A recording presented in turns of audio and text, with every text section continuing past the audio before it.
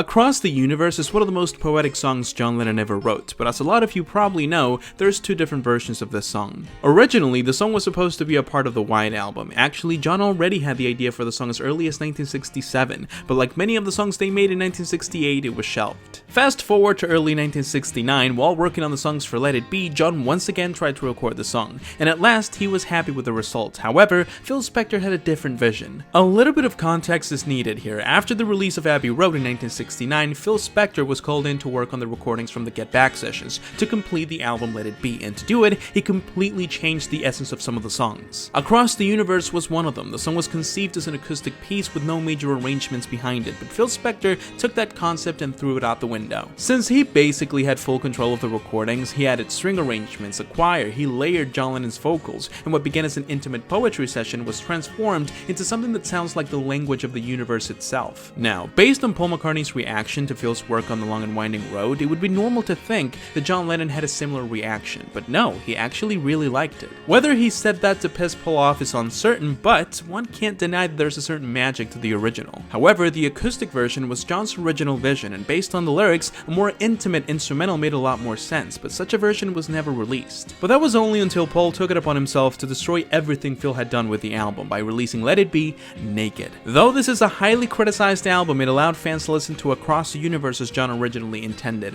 although it still has some extra elements towards the end. And this is where I ask the question, which version of the song do you like the most? Are you the type of person that would go for the majestic nature of the original or the intimate simplicity of the acoustic? Let me know in the comments.